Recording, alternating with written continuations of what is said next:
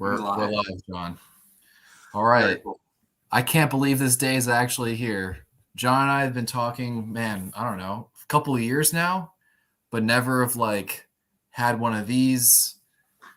Never even spoke to you on the phone, just kind of Facebook messaging here and there, and on each other's comment section. But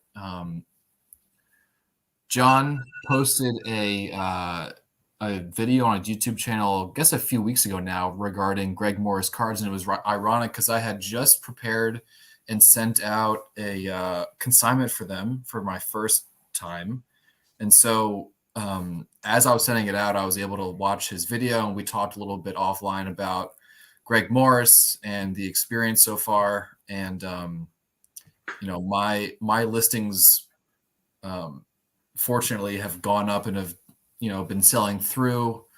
John's are a little stuck right now, unfortunately, but they'll go up soon, I guess. I guess we just wanted to come on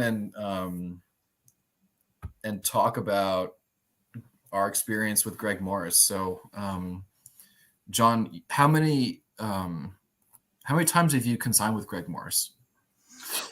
Yeah, man. Well, thanks for having me. I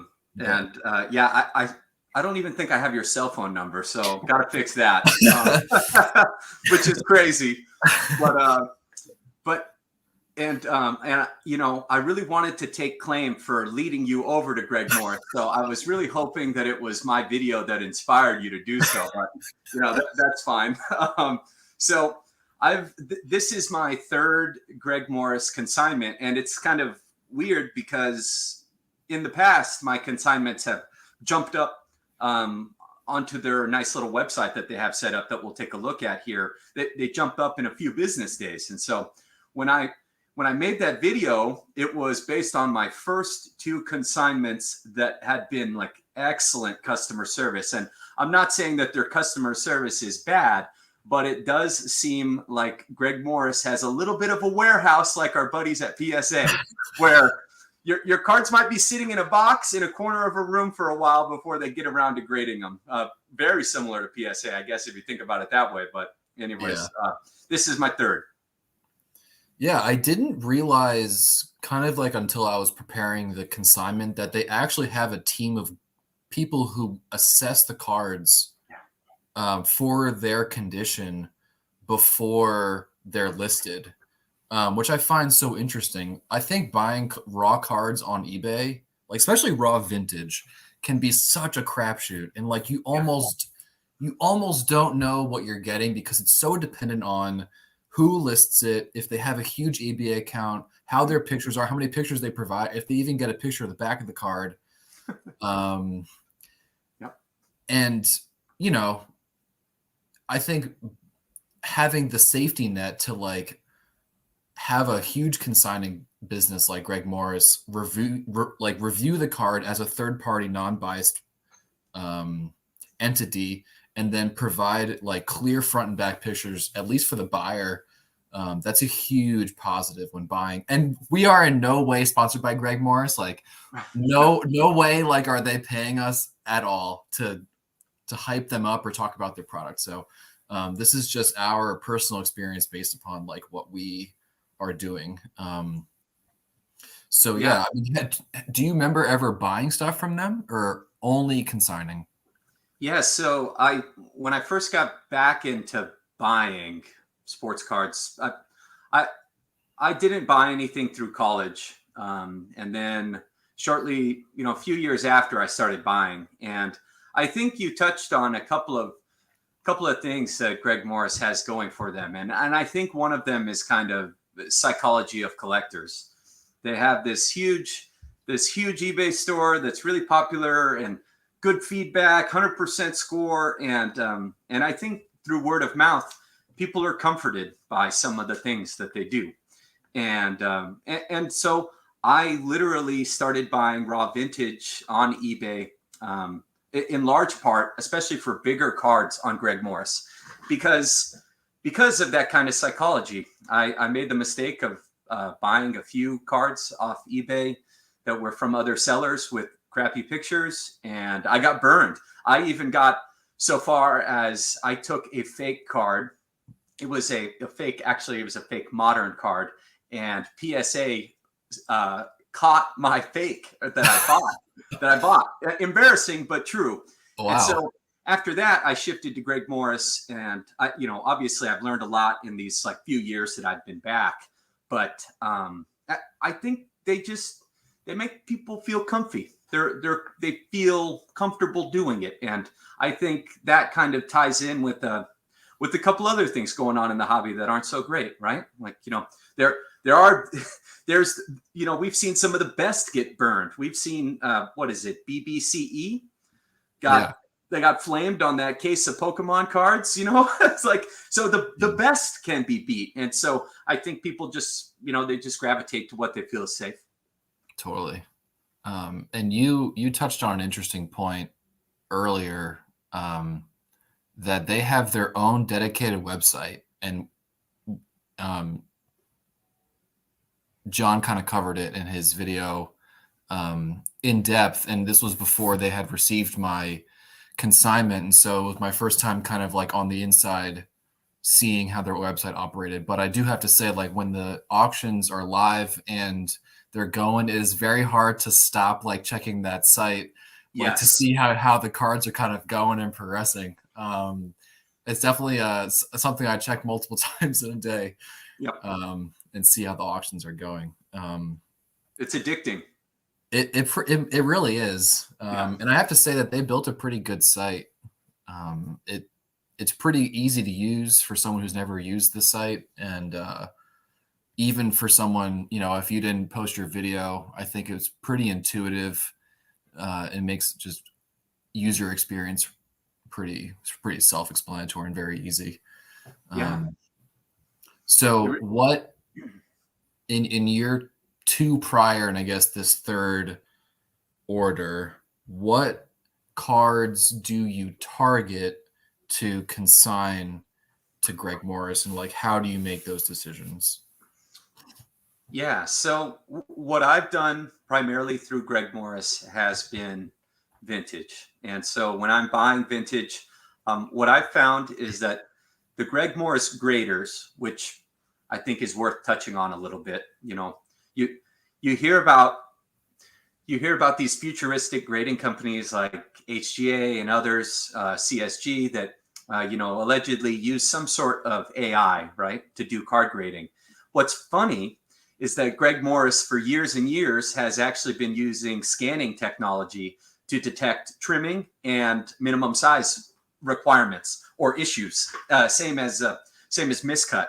And so the reason that kind of sparked my thought process was because I feel that they are really lenient, the Greg Morris team.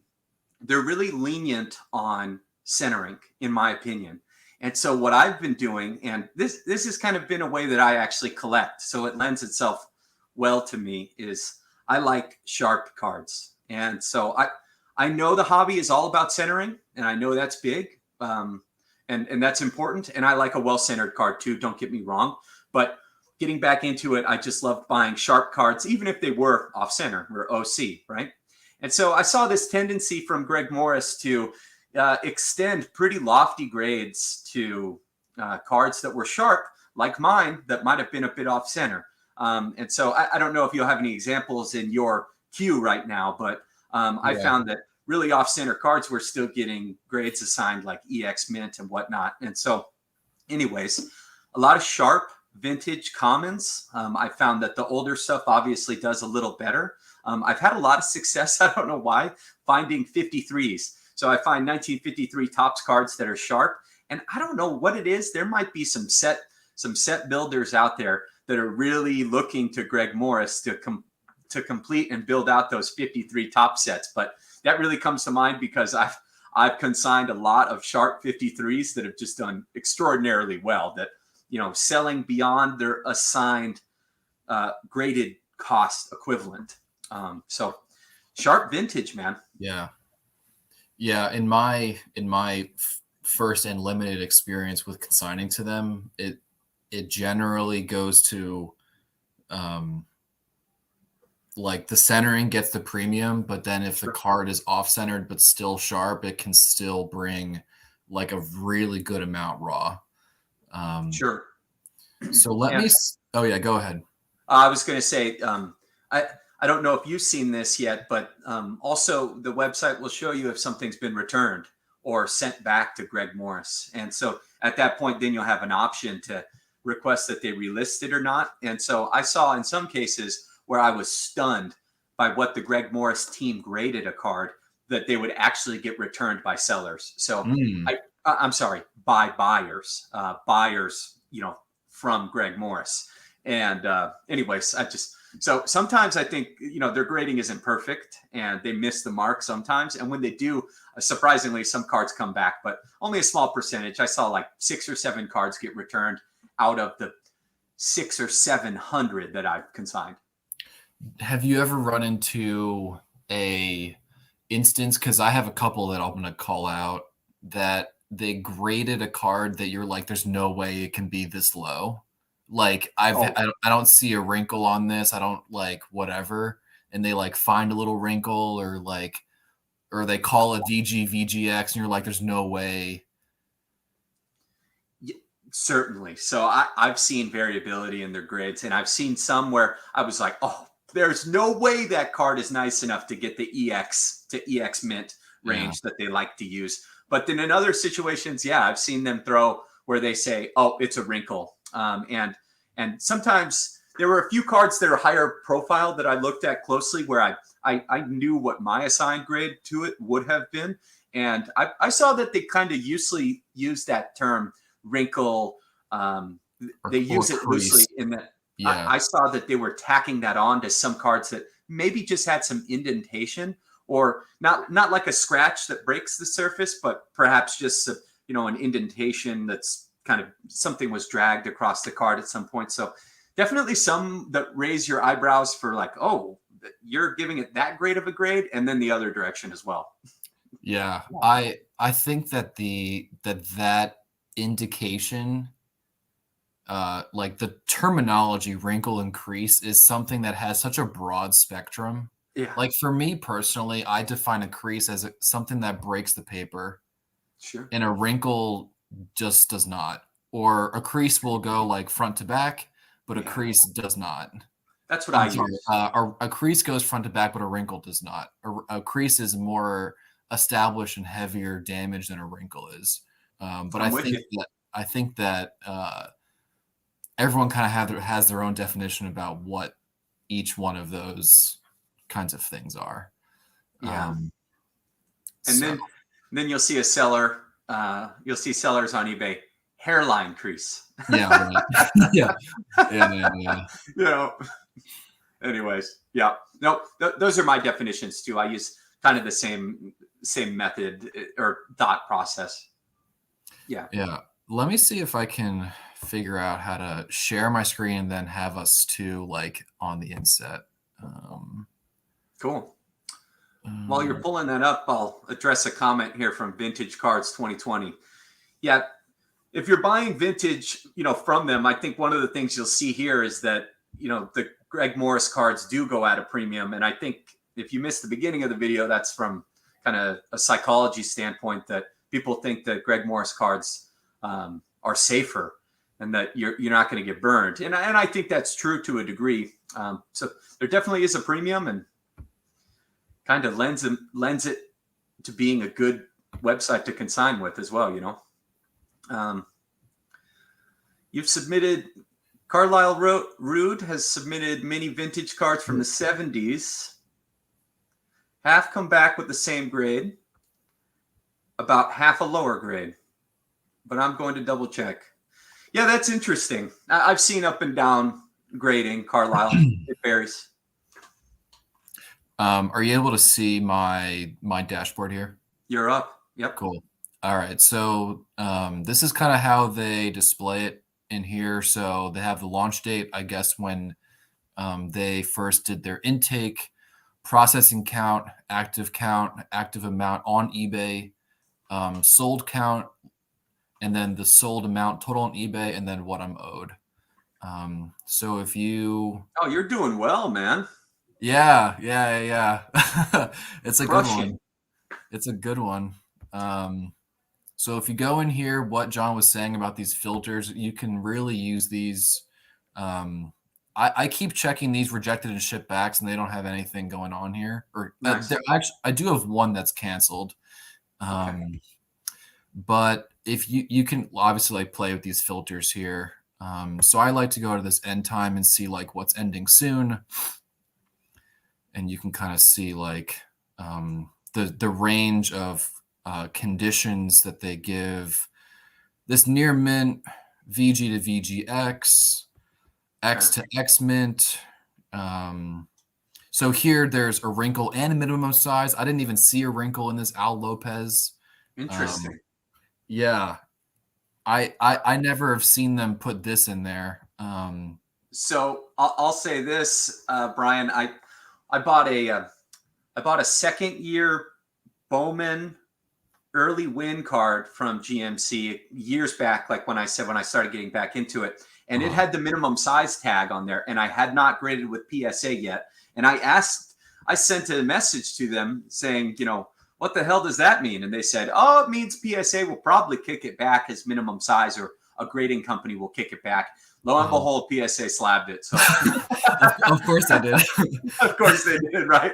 They just gave it a straight grade. Anyways. Yeah, that's funny.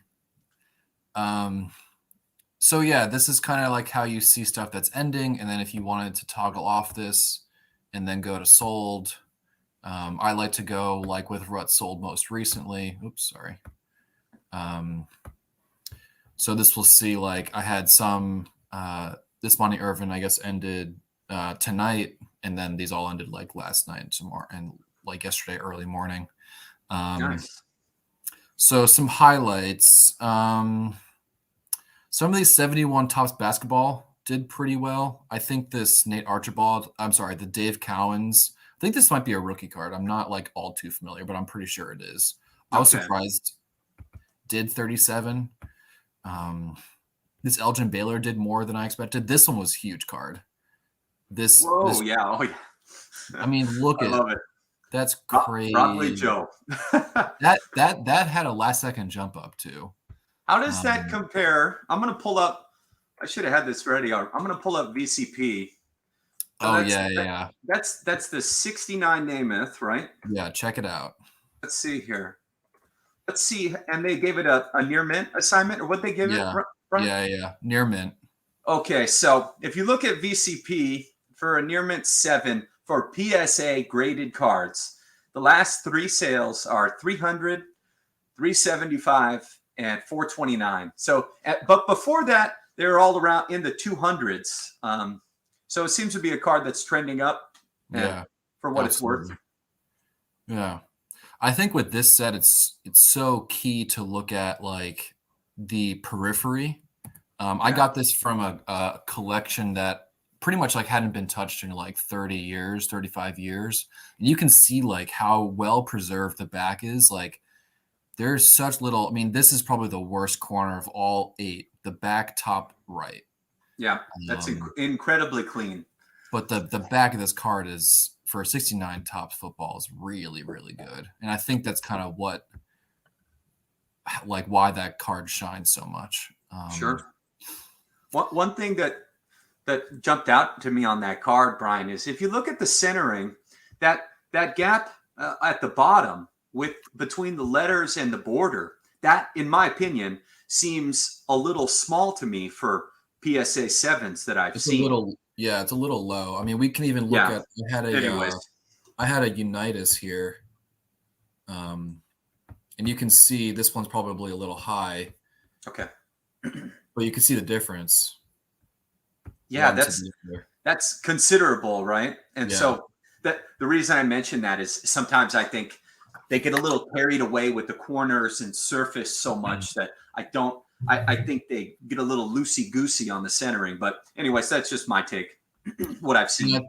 I think the interesting part is that, I bought that card as part of the collection in November. Okay. And, I had shopped it around on Facebook. I had it even out at the Philly show.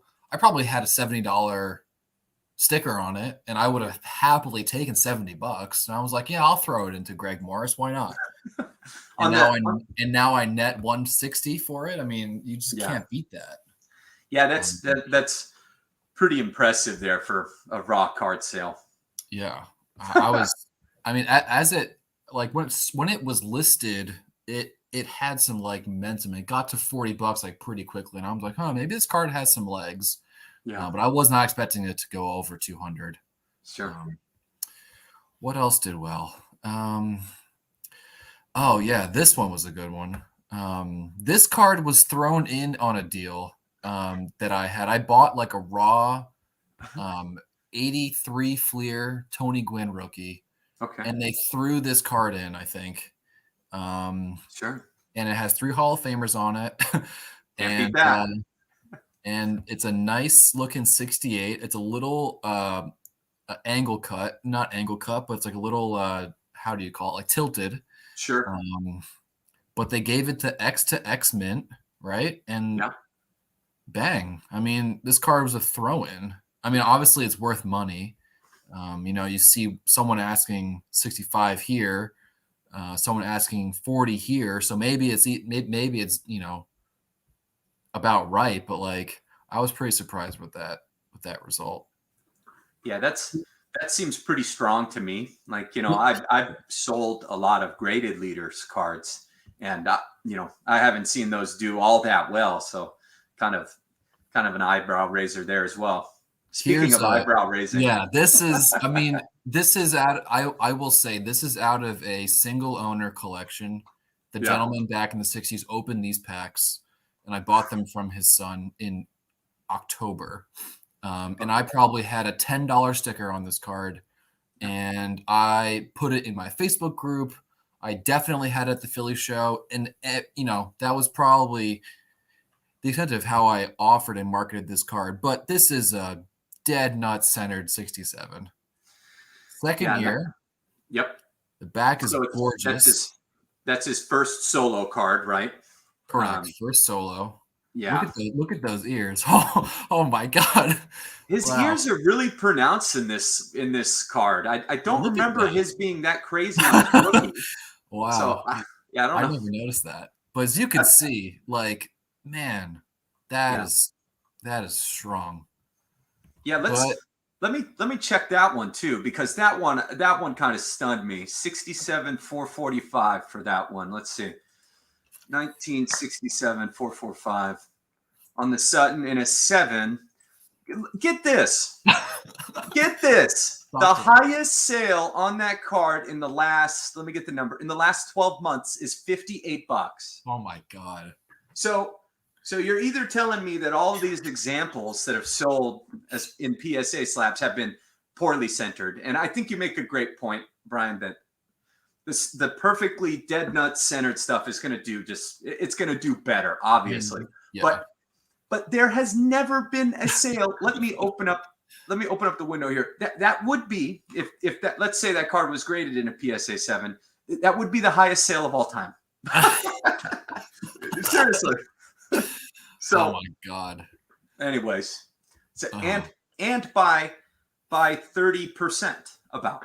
So you didn't beat it, you blew them out of the water. Yeah. I was pretty surprised. But I think it's this right here. This is the key. Yep. It is, man. I don't know if that's a little magic, because near mint would be, an investor or an investment grade for a vintage card from the 60s. So yeah. I don't know if that does a little bit more as far as like the psychology goes, or if the guys or gals that are fighting over these cards are, I don't know. That's crazy. Mm-hmm. If you want to talk crazy. Oh boy. Okay. The Denny Mcclain. All right. 67 420.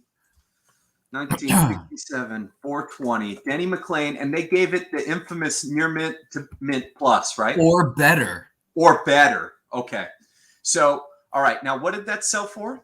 $140.50. Again, so the highest sale on this card ever per vintagecardprices.com. In a PSA 7, the highest sale ever is, let me adjust it, in an 8 would be $125. Wow. In a 9, the highest ever would be $300. Wow. And at one point in 2017, some jabroni paid $475 for a PSA 10. So you're shattering records here if they were graded. Wow. I know. Again though, look at this card. It's another card. It's another stunner, a blazer, right? God. So, does this even have any significance in his career? Like, this is what a Denny Mcclain 4th year? Well, let's think. His 65 was his first card, right? Okay, so and then 66 was a high number. Okay, so it's a 3rd year. A tough high number from 66. That is a desired card. And then 67 is like number 420, right? A semi-high you can consider. It's not in the 500s. Maybe not even semi-high number. I don't know. Man. But again, this is from a single owner collection. Yeah. And this is how it came out. I probably had $10 on it at the Philly show. Sure. I probably put it in my Facebook group, which you're a part of, for $10, and everyone passed on it. And so I'm just like, why not? I'll throw it in there. And I don't mean to blow you up, Brian, but you probably would have taken 8. I would have definitely taken 8. But instead, I'm taking 105 from Greg Morris. Yep. I mean, with a smile, you would have taken 8. I would have absolutely taken that. Oh man. I'm really curious. Whenever you're ready. Oh, yep. We got to look at that team card. Yeah, this one also. This is also from. Wait, I don't know if this is from that same collection. It might be. What's the number on that card? That's a 66. What number? 92. Okay, let's see here. 1966 card number 92, and they gave it the EX Mint. I believe so. Yeah, X to X Mint. X to X Mint. So the highest sale of this card ever in a PSA 6 slab was $45. Oh my God. So wow. I don't know what this is, man. It's kind of bizarre because maybe the idea here is that folks have had a really positive experience grading Greg Morris cards, and perhaps they think that Greg Morris is a tougher grader, and then they've had an experience where they slab higher or do better or whatnot. So I don't know. I'm just trying to unravel this because if you take the grading, if you think that the grading is equivalent to PSA, then I guess our message is just buy graded. Right. Yeah. You're going to get a better deal, but if you want the nostalgia of grading cards at PSA and waiting a year, then sure, Greg Morris. Yeah, I mean, I don't remember which collection this came out of, but I probably had $10 on this. Okay. I would have happily taken $7 or $8. Yeah. But again, look at that. There's a trend kind of unraveling here, Brian, right? All these cards just dead front centered. Yeah, the centering is where the real premium comes in. Look at that the 71 Seaver. Yeah, this was a good one too. This was a sharp card. I'm curious to see how they grade these 71s. Obviously, PSA, all grading companies hammer them. So they put it on this. So they usually put it on the blue background, but they put it on the black probably so you can see the edges real well. Yeah. That's interesting. I hadn't noticed the different color backgrounds, but that would show you the white chipping a bit better, right? Yeah, I do remember this card being a pretty nice 71 and centered well. Yes, I'm not sure if you saw on Facebook. Well, maybe you did. Maybe you did. I'm not sure. But they gave Clemente from 71, which is a high number. Yeah. The near mint to mint or better designation. I want you to. Have you seen this or not? I don't think so. No. Take a guess at what it sold for. A Clemente and a near mint to mint or better. 71 Clemente, near mint to mint or better, sold by Greg's Morris Cards. $600. $1,600. No way! Yes. No way, man! I will find it. Let me. Okay. Well, I was gonna pull it. I was gonna pull it up on VCP. 1,600 big ones, huh? $100. Okay. Well, so that one. Okay. So I guess I was just off on my pricing. I didn't realize that eights on the 71 Clemente in a PSA slab are selling. Well, not too crazy. The most recent one sold for $1,820. 1,600, and then there it is. There it is. There it is. Look, you found it. Okay, I'm coming back. Wow. I mean, this thing is. It's pretty sharp. But one thing I'd say is that this isn't centered as well as some of the cards that you've shown me. It looks to me like it's shifted down a bit. I don't, 71's kind of, again, I think they get really focused on corners, edges, and surface. But I mean, anyways. Look at that. I mean,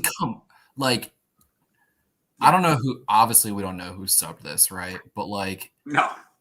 If you sub this card and it's this set and you get this on it, yeah. Oh yeah. You made out, bro. Yep. God bless you. God. So after the 25% fee, he's walking away with, call it $1,200 and change. Yeah. Damn. Yeah. And you don't have to pay a grader. Someone in the comments said they think it's 20% for the fee, and Vintage Cards 2020. You might be right. They just updated the consignment agreement, and they monkeyed around with some of the percentages from my video, Brian. I'm not sure if you dug into that, but it did change, and they kind of give a break for higher end cards. So if it's a 4-figure card, the fee might be less than 25. Oh, interesting. Less than 25 points or percent. I don't have anything in 4 figures running here, but I mean, you could see even in an upper deck Griffey near mint did 100. Wow. I was pretty surprised with that one. This leader's card with Mantle on there, and I think Brooks Robinson on there did 41. Nice.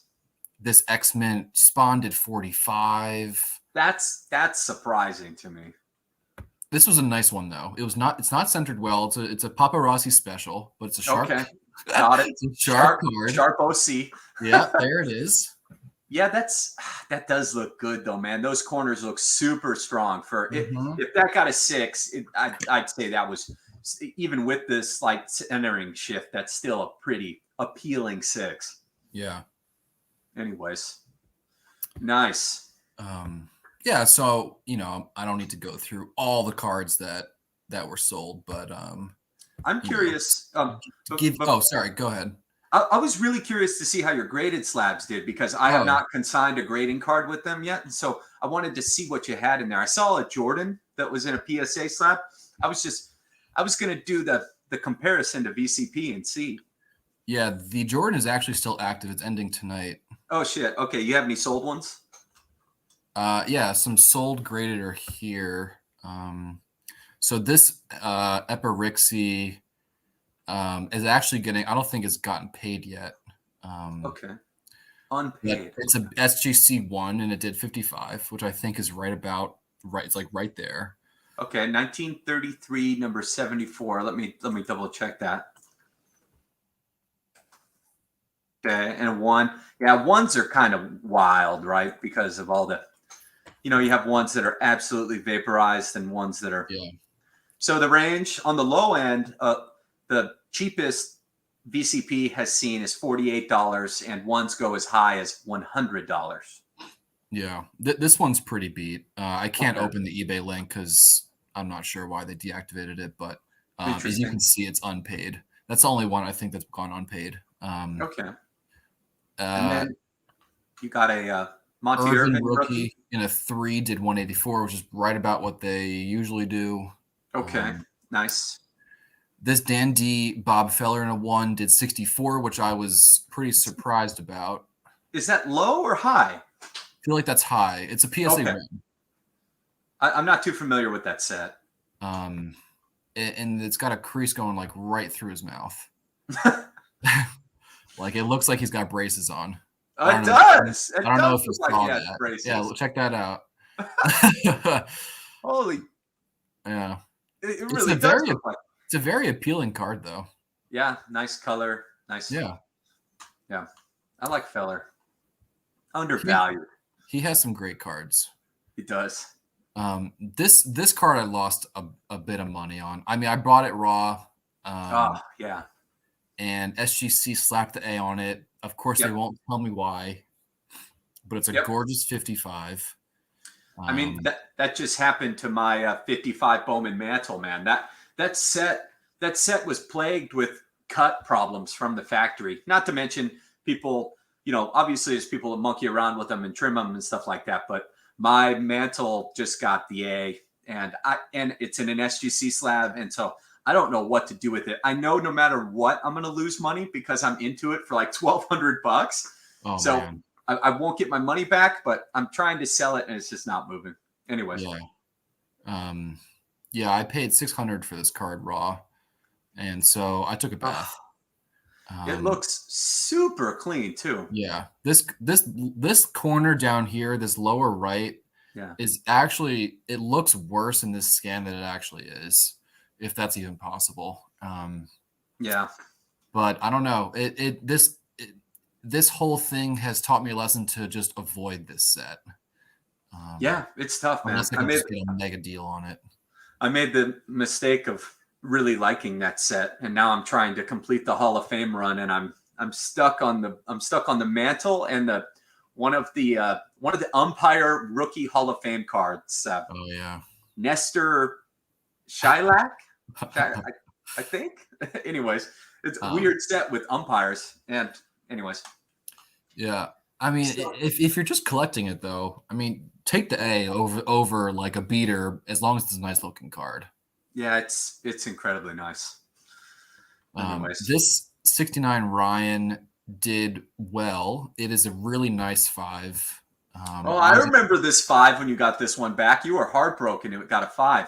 Yeah, I was expecting it was going to get a 6, closer to a 6. I just think this card is gorgeous. That's beautiful. That's a really nice 5, man. I'm kind of off topic here, but I'm seeing SGC, in my opinion, I'm just giving my opinion. I'm seeing SGC give some PSA type treatment to really tough cards. What I mean by that is I think that if you had a card in the exact same condition as a common, I think it would be graded higher than, let's say, a 1969 Nolan Ryan card. Yeah. I don't know. I still, when I think about SGC, I still think about consistency and stuff like that. And I'm pulling together another order with them, but so it's not steering me away, but I'm seeing some things that are a little concerning. Like I think they are tougher on some vintage issues, and especially prolific Hall of Famers, in my opinion. And then I think they're getting a little too trigger happy to slap A's on cards. And I'm not just saying that because of your Hank Aaron and my Mantle. I'm seeing it with some other things that I know they would have slabbed in the past. In the past, they were really lenient about giving numerical grades to cards that are miscut, meaning like a wobbly or a wavy edge, and giving a straight grade to it. Now they're just slapping A's on things. And I don't know if that's them maybe being overwhelmed or whatnot, but a couple of little things that are making me think just a little bit, but nothing too concerning. Just some of my thoughts there. Totally. Yeah, I agree. And we can have like an entire video talking about the state of SGC right now. Oh, yeah. And my opinions on them. This one, though, I was pretty disappointed about. I threw this in there because I thought it would do really well. Whoa! Someone got a major deal on this $69? Yeah. God. Someone got a Oh, major deal on this card. oh, dude, I can't believe someone got that deal in February of 2022. Yeah. That is stunning to me, dude. Yeah. And I think I have some not email filters, some eBay search criteria, saved searches that should have caught this. So, well, you pissed me off, Brian. I can only imagine how mad you are. Yeah. Damn, Yeah. dude. I know. $69 for an on-card vintage playing days Nolan Ryan. And one of his better cards. Yeah, and it's not like SGC autograph department, like, left and closed up shop in ruin, right? They just wanted to focus on grading alone, right? And so it's not like they're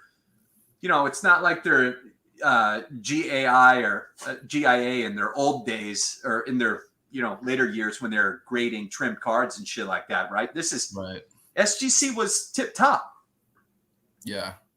Yeah, I kind of threw this card and like the rest of these graded cards into the order because I wanted to kind of fill it out and like add some value to it, like along with the raw cards and like build that like they wanted a minimum of $5,000 consignment. Whether or not that's like actually what they require or not is yet to really be determined. But I threw that in there. I feel that like if I threw that in a Facebook group and I was like, here's the car for $70, that would have flown off the shelf. Gone. Yeah. Flown off the shelf. So yeah, I was pretty disappointed with that result. Yeah, that's a bummer. Yeah, I don't know if that's like I mean, if you take a look even at the titles, like could they have done anything else with the description and the listing to make it more to capture more safe searches? I don't know. Well, in my opinion, you and I kind of joked around in this in our text, but they got to drop the set break. Yeah, the set break doesn't really do anything to me. Greg Morris, you're a great guy. Love you. You have a great business model and everything, and you provide a quality service. I respect you. Thank you for everything you're doing, but you're not breaking a set of 1974 Topps autographed Hall of Fame cards. You're not. Yeah. You're just not. Yeah.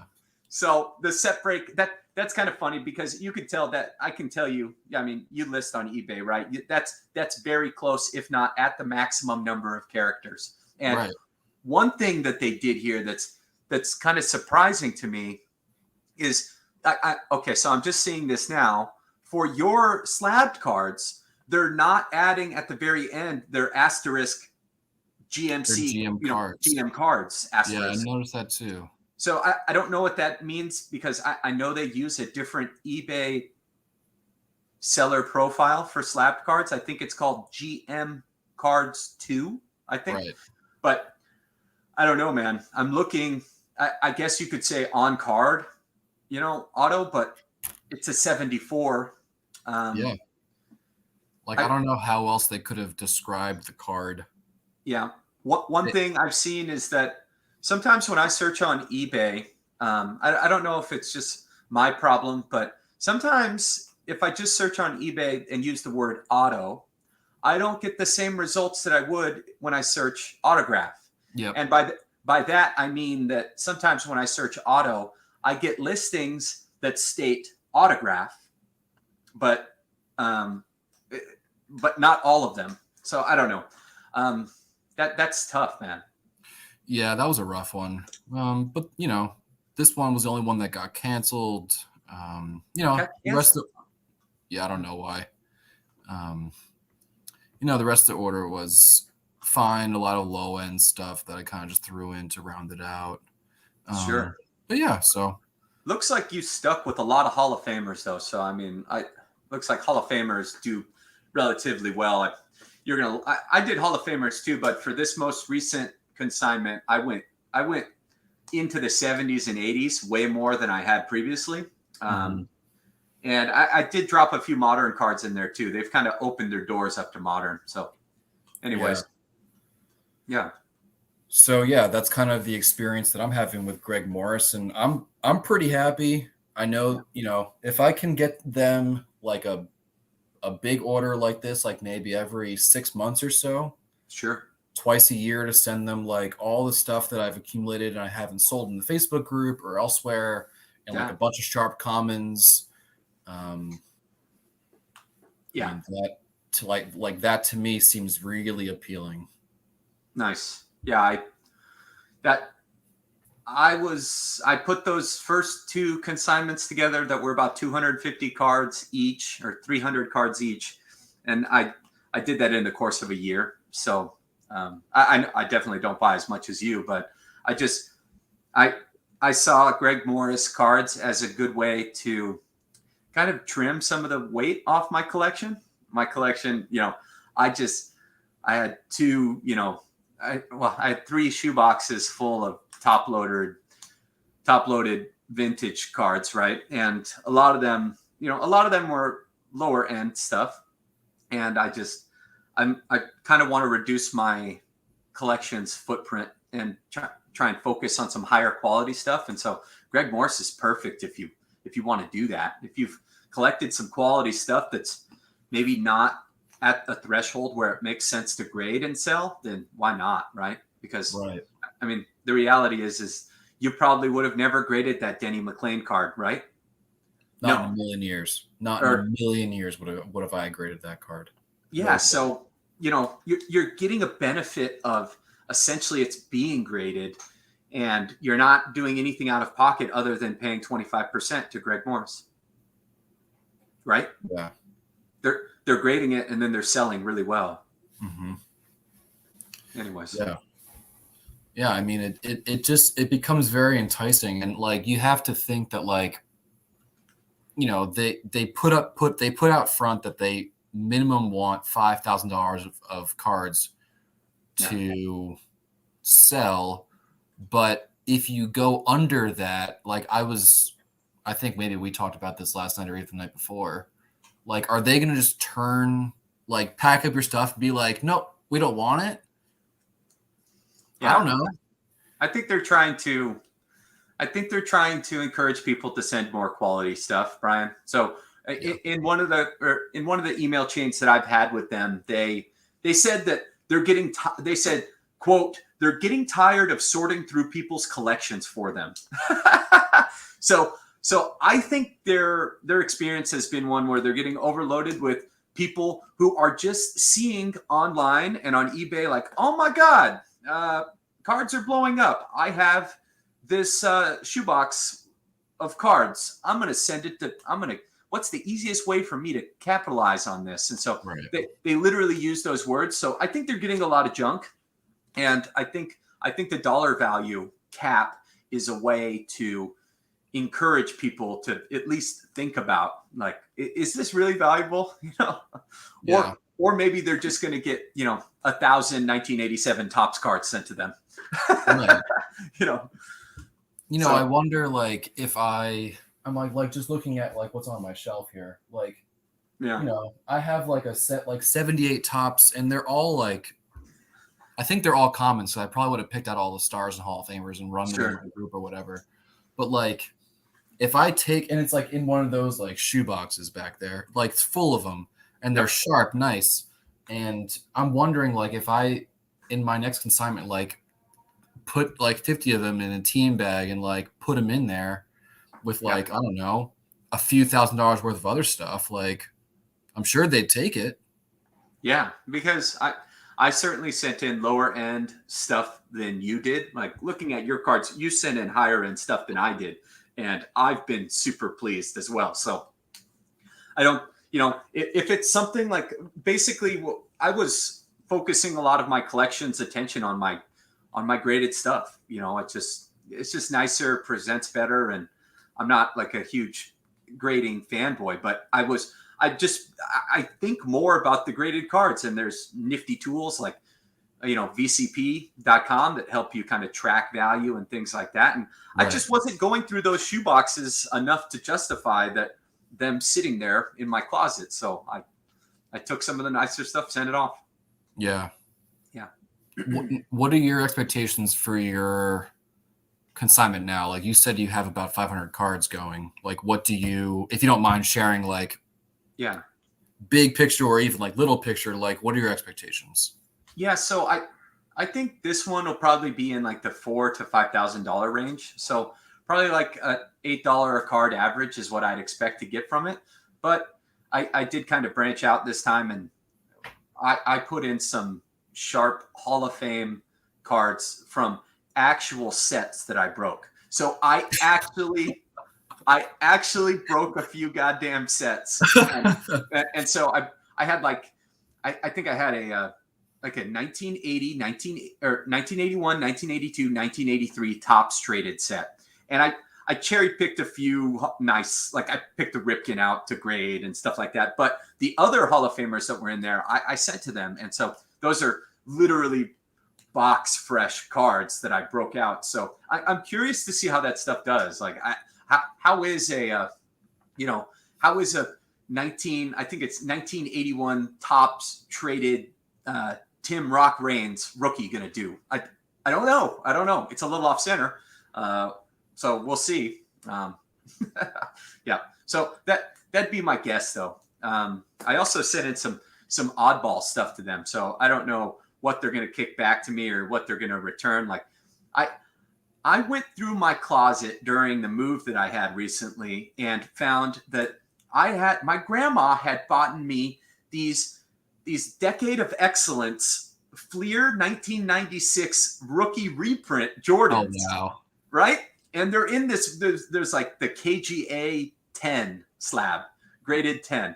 And it looks centered and it looks sharp. So I snapped it out of there and sent it to GMC. So let's see what Greg Morris does with that. I don't know. I also sent in some low end Trout rookies. So curious to see how those will do.